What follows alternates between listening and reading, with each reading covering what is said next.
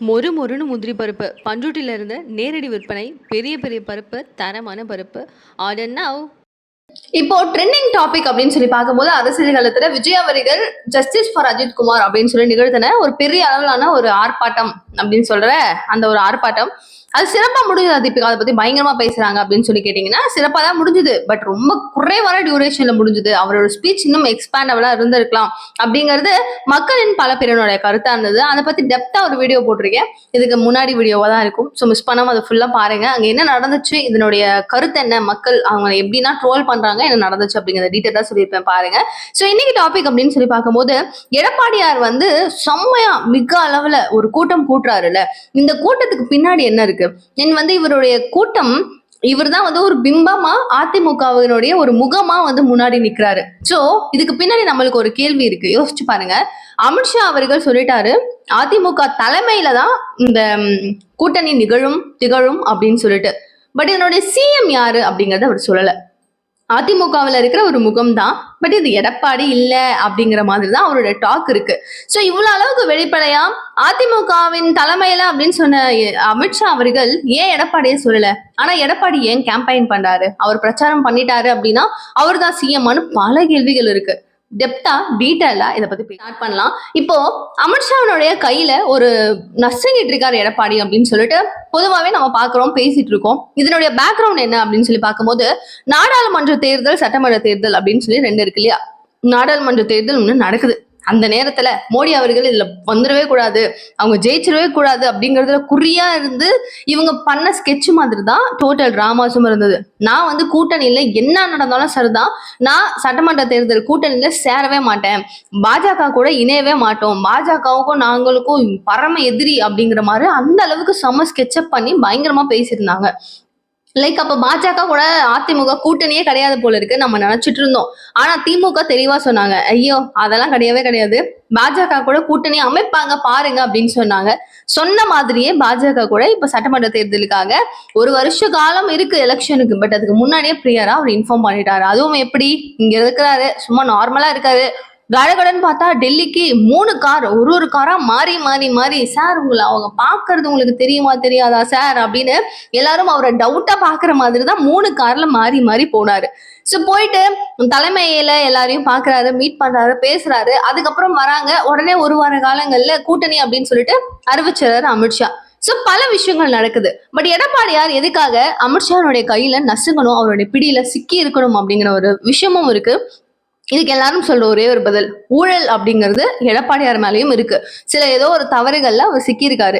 So பெரிய அளவுல ஒரு ஊழல்ல அவர் மாட்டிருக்கிற காரணத்தினால இங்க பாருங்க, நீ வந்து ஒத்துக்கல, கூட்டணிக்கு என் கூட ஒத்துக்கலன்னா உன்னை கன்ஃபார்ம் நான் சிறையில தான் வைக்க போறேன். நீ சிறையில இருக்கிறது பெட்டரா இல்லைன்னா வந்து கூட்டணியில என் கூட இருக்கிறது பெட்டரா அப்படின்னு சொல்லி ஒரு கண்டிஷனோட ஒருத்தவங்க வந்தாங்கன்னா நம்ம என்ன சார் பண்ணுவோம்? ஆப்வியஸா அக்செப்ட் தான் பண்ணுவோம். அந்த மாதிரி ஒரு பிடியில தான் அவர் மாட்டிட்டு இருக்காருங்கிறது தான் இன்னைக்கான ஒரு செம்ம டாக்காவும் இருக்கு. அண்ட் அகெயின் இது வந்து பாத்தீங்கன்னா இது சாத்தியமா இவங்க வந்து ஒரு தேசிய கட்சி அப்படிங்கிறதுனால ஒரு மாநிலத்துல எது நல்லா வளர்ந்த கட்சி, இவங்க கிட்ட எப்படி போய் நம்ம டேக்கிள் பண்ணி நம்ம வர முடியும், நம்மளுடைய கட்சிகளை கால் ஊன்ற வைக்க முடியும் அப்படிங்கிற ஒரு பார்வை மென்மேலும் பாஜக கிட்ட அதிகமாவே இருக்கு.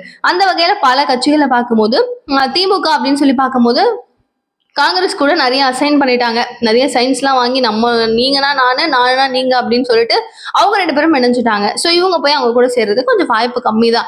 அதுக்கு நம்ம என்ன பண்ணணும், அதிமுக தான் கரெக்ட். அதுவும் வந்து பெரிய தலைகள் அப்படின்னு சொல்லக்கூடிய ஜெயலலிதா அம்மா எல்லாம் வந்து இல்லை அப்படிங்கும் போது அடுத்த கட்டமா இபிஎஸ்ஆ, ஓபிஎஸ்ஆ, சசிகலாவா, டிடிவி தினகரனா அப்படின்னு சொல்லி பல போட்டி, பல சண்டை, பல பிரச்சனை, நீ போ அப்படின்னு சொல்லிட்டு ஆளாளுக்கும் தனித்தனியா ஓடி போயிட்டாங்க. டிடிவி தினகரன் தனியா நான் ஒரு கட்சி தொடங்குறேன் அப்படின்னு சொல்லிட்டு அவர் ஒன்று ஸ்டார்ட் பண்ணாரு. அண்ட் ஓபிஎஸும் சேம் லைக். அண்ட் சசிகலா அவங்களும் வந்து எப்படியாவது இந்த கட்சிக்குள்ள வரணும் அப்படின்னு துடிக்கிறாங்க. பட் எடப்பாடியார் எல்லாருக்கும் நடுவுல ஒரு பெரிய முட்டுக்கட்டையா இருக்காரு. இவங்க இறந்ததுக்கு அப்புறம் பன்னீர்செல்வம் வந்து முதலமைச்சர் பதவிக்கு போறாரு. பட் அவர் வேணாம் அப்படின்னு சொல்லி அவரே எழுதி கொடுக்க வைக்கிற மாதிரி ஒரு பேக்ரவுண்ட்ல பல விஷயங்கள் நடந்திருக்கு. காரணம் எடப்பாடியார் அப்படின்னு சொல்லப்படுது. சோ கீழே இருக்கிற அமைச்சர்கள் எல்லாரையும் நான் பாத்துக்கிறேன் அப்படின்னு சொல்லிட்டு அவர் நிறைய விஷயங்கள் அவங்களுக்காக பண்ணி லைக் மந்த்லி அவங்களுக்கான சில கான்ட்ரிபியூஷன்ஸ் கொடுத்து தான் அவங்க எல்லாரையும் வாயடைக்க வச்சிருக்காங்கன்ற ஒரு டாக் ஆரம்ப காலத்துல இருந்தே எடப்பாடியார் மேல இருக்கதான் செஞ்சுட்டு இருக்கு இல்லையா. பட் ஒரு பேஸா ஒரு விவசாய குடும்பத்தை சார்ந்தவர், மக்களுக்கு நல்லா உதவி செய்வாரு, பல விஷயங்கள் இருந்தாலும் இதெல்லாம் வந்து அவர் மேல இருக்கிற ஒரு குற்றச்சாட்டாவும் இருக்கு. இதன் பிடியில தான் அவர் அமித்ஷா கையில சிக்கியிருக்காரு அப்படிங்கிற ஒரு டாக்கு நிவர்த்தி ஆகும் வகையில இருக்கு. சரி, இவர் ஏன் வந்து இப்போ கேம்பெயின் பண்றாரு, அப்ப இவர் தான் வந்துட்டு அதிமுகவினுடைய சிஎம் கேண்டிடேட் முகமா அப்படின்னு கேட்டீங்கன்னா பதில் அங்கதாங்க இடிக்குது. அங்கதான் ஒரு பெரிய ஒரு சுச்சுவேஷனை நம்மளுக்கு அப்படிதானா அப்படின்னு சொல்லி ஜட்ஜ் பண்ண முடியாத அளவுக்கு இருக்கு. சரி, இதுக்கு முன்னாடி நான் சொல்லியிருந்தேன், பாஜக எல்லா இடங்களையும் கால் பதிக்க ஸ்டார்ட் பண்றாங்க, அதிமுகவை நம்ம ஊர்ல புடிச்சிருக்காங்க. இதே மாதிரி எக்ஸாம்பிள்ஸ்க்கு பார்த்தோம்னா உத்தரப்பிரதேஷ்ல மாயாவதி அப்படின்னு சொல்லிட்டு ஒருத்தவங்க அவங்களுடைய பெரிய கட்சியை ஒன்று வளர்த்து பெரிய அளவில் வச்சிருந்தாங்க. ஸோ அந்த கட்சி எப்படியாவது உள்ள பூந்து உடைக்கிறோம் அப்படின்னு சொல்லி கூட்டணி வச்சாரு அமித்ஷா. போனாரு, வச்சாரு. அதுக்கப்புறம் அவங்க பிரியணும்னு நினைச்சாலும் அவங்களால முடியவே இல்லை. கரெக்டா அவங்க என்னெல்லாம் பண்ணியிருக்காங்க அப்படின்னு சொல்லிட்டு ஒரு சென்டரா இருந்து ஜட்ஜ் பண்ணி புடிச்சு அவங்களையும் அவங்களுடைய ஆதிக்கத்துல அமுக்கி வச்சுட்டாங்களாம் பாஜக. ஸோ அவங்களால மிஸ் ஆகி எங்கேயும் போக முடியல. அதே மாதிரி பாத்தீங்க அப்படின்னா முலாங் சிங் யாதவுக்கும் அவங்களுடைய பையனுக்கும் சண்டையெல்லாம் மூட்டி இதே மாதிரி அவங்களுக்குள்ள பிரச்சனை எல்லாம் வர வச்சு வேற ஒரு ஸ்டேட்லயும் இவங்க போயிட்டு அவங்களுடைய ஆதிக்கத்தை ஸ்டார்ட் பண்ணிட்டாங்க.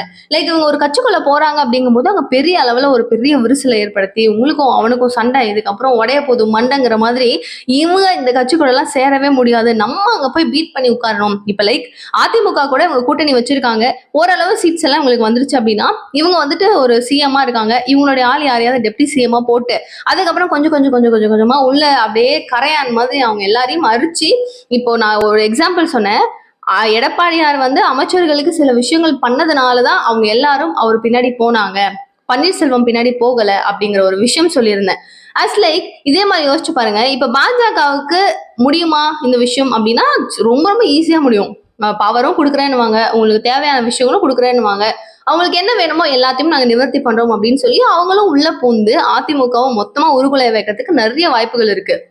செங்கோட்டையனை யோசிச்சு பாத்தீங்களா, அவச்சு என்ன பண்றாரு சார் அவரு அப்படின்னு சொல்லி கேட்டீங்கன்னா, இப்ப நம்ம ஒரு டாக்காவும் பேசியிருந்தோம், லாஸ்ட் வீடியோஸ்ல டிஸ்கஸ் பண்ணியிருந்தோம். இப்ப எப்படி அண்ணாமலை அவர்கள் வந்துட்டு நயினார் நாகேந்திரன் கூட போய் டிராவல் எங்கேயும் பண்ணலையோ, ஆஸ் லைக் இப்போ அதிமுகவுல இவங்க ஒரு பிம்பமா ஒரு முகமா வராரு எடப்பாடியார் அப்படிங்கும் போது எந்த இடத்துலயும் செங்கோட்டையனுடைய முகம் காணவில்லை அப்படிங்கிறது ஒரு டாக்காவும் இருக்கு. ஸோ இப்போ பன்னீர்செல்வம் எப்படியாவது வந்து உள்ள கூட்டிட்டு வந்துடணும் அப்படின்னு சொல்லிட்டு செங்கோட்டையன் அண்ட் பன்னீர்செல்வம் இவங்க ரெண்டு பேரும் எப்படியாவது எடப்பாடியை எங்கேயாவது ஒரு கார்னர்ல தாக்க முடியுமா அப்படின்னு சொல்லி தான் வெயிட் பண்றாங்க.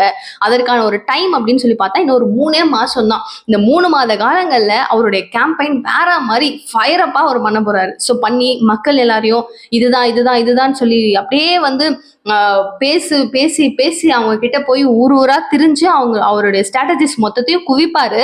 பட் அட் லாஸ்ட் இப்போ வந்து எலெக்ஷன் கமிஷன் அவங்களுக்கு ஒரு செக் வைக்கும் அப்படிங்கிறது ஒரு ப்ரெடிக்ஷனா எல்லாரும் யோசிக்கிற ஒரு பாயிண்டா இருக்கு. ஏன்னா எலெக்ஷன் கமிஷன்ல சின்னம் இது இந்த சின்னம் அப்படிங்கறத அறிவிக்கிறதுக்கு முன்னாடி கரெக்டா இந்த சின்னத்துல இவர் இருக்க வேண்டாம் அப்படின்னு சொல்லி கரெக்டா ஓபிஎஸ் கூட்டிட்டு வந்து இது உள்ள எல்லாருக்கும் இவர் தான் முதலமைச்சருடைய கேண்டிடேட் அப்படின்னு அறிவிக்கிறதுக்கு வாய்ப்பு இருக்குன்ற மாதிரியும் பேசப்படுது. ஸோ இப்போ யாரு சிஎம் அப்படின்றதே அதிமுகவில் ஒரு பெரிய கேள்வி. இதுல கேம்பெயின் இவர் பண்றதுனால இவர் தானா அப்படின்ற மாதிரி நம்ம நினைச்சுக்கிட்டு இருந்தாலும் அமித்ஷாவுடைய வாயில இருந்து வரல அந்த வார்த்தை. அமித்ஷா என்ன சொல்றாரோ அதுதான் நாங்க தலையாட்டுவோம், தலைமை என்ன சொல்லுதோ அதுதான் எங்களுடைய வேத வாக்கு அப்படின்னு சொல்லி பாஜக இருக்கிற மாதிரி அதிமுக இல்ல ஆனா இருக்காங்க அப்படிங்கிற ஒரு பார்வையில நம்ம சத்தியமா பார்த்துதான் ஆகணும் போல. எலெக்ஷன் கமிஷன் இன்னும் ஒரு 3 மாச காலங்கள்ல அவருக்கு செக் வச்சு நீ கேம்பெயின் பண்ற வரையும் பண்ணு லாக் பண்ணி இப்ப வேற ஒரு முகத்தை காமிச்சு அவரை வந்து கம்மி பண்ணி விட்டுருவாங்களோன்ற ஒரு டாக்கும் வந்து மிக அளவுல அதிகமா இருக்கு. ஸோ எல்லாமே தீரணும்னா இப்ப எடப்பாடியார் கூட வந்து என்ன பண்ணணும், அமித்ஷா கிட்ட என்னுடைய முகம் யாரு அப்படிங்கறது தெளிவா கேட்டுட்டு அப்புறமா கேம்பெயின்ல அவருடைய செயல்பாடுகளை இன்னும் மேம்படுத்தினா சூப்பரா இருக்கும். பட் என்ன நடக்க போகுதுன்றது யாருக்குமே ப்ரெடிக்ஷன்ஸ் கிடையாது. இதுல அவர் அப்பப்ப சொல்ற ஒரு வார்த்தை தனி பெரும்பான்மையில தான் ஆட்சி அமைப்போம் அப்படின்னு சொல்லிக்கிட்டே இருக்காரு. ஸோ இந்த வார்த்தைகள்லாம் பாத்தீங்கன்னா அமித்ஷாவுக்கு ஷோரா குத்தும். ஏன்னா இங்க வந்து டெல்லியில அவங்க போய் மீட் பண்ணிட்டு நம்ம கூட்டணியில தான் சேர போறோம், நம்ம எல்லாரும் ஒன்னாதான் இருக்க போறோம் அப்படின்னு சொல்லி அனுப்பும் போதே வேகமா வராரு, இது கூட்டணி ஆட்சியே கிடையாது அப்படின்னு சொல்லிட்டு டப்புன்னு இவர் போட்டு உடைக்கிறாரு. இது என்ன கூட்டணியா இது இல்லையா, இது பெரும்பான்மையில இவர் தான் வந்துட்டு ஆட்சி யாரு அமைப்பாங்க, இதுல யாரு அப்படின்னு சொல்லி பல கேள்விகள் உருவாச்சு நம்மளுக்கு. கரெக்டா? ஸோ உள்ளேயே சலசலப்புகள் எக்கச்சக்கமா இருந்தது. ஸோ இந்த மாதிரி ஒரு விஷயம் அங்க பேசிட்டு வந்து திரும்பவும் மாற்றி மாற்றி பேசும் காரணத்தினால அமித்ஷாவே ஒரு வார்த்தைக்கு சொல்றாரு அப்படின்னு சொல்லும் போது, கூட்டணியில ஒரு பெரிய தலைவரா இருக்கிறாரு அப்படிங்கும் போது அவருடைய வார்த்தைகளை மீறி மீறி இவர் நடக்கிற காரணத்தினால நம்பிக்கையின் பேரில் இவர் மேல கொஞ்சம் விஷயங்கள் குறையலாம். இதன் அடிப்படையில ஓபிஎஸ்சியோ இல்லை அப்படின்னா செங்கோட்டையனையும் முன்னிறுத்தி பல விஷயங்கள் செய்யறதுக்கான வாய்ப்புகள் இருக்கு அப்படிங்கிறதும் ஒரு ஒரு ஒரு ப்ரொடக்ஷனாகவும் இருக்கு. ஸோ தனி பெரும்பான்மை அப்படின்னு சொல்ற அந்த வார்த்தை, ஆட்சி அமைப்போம் அப்படிங்கிற வார்த்தை இப்போ அதிமுக பாஜகவுக்கு ஒரு கொடுக்குற ஒரு குட்டி செக் மாதிரி இருக்கு. பட் அவங்க என்ன பண்ணுவாங்கன்றதை நம்ம வெயிட் பண்ணணும் இல்லையா? ஸோ அன்வர் ராஜா அவருடைய வாயை ஏன் எடப்பாடியார் கட்டுப்படுத்தல? பாஜகவை விமர்சனம் பண்ணிக்கிட்டே இருக்காரு. ஸோ இவருடைய பேச்சினாலதான் அவர் பேசிட்டு இருக்காரு.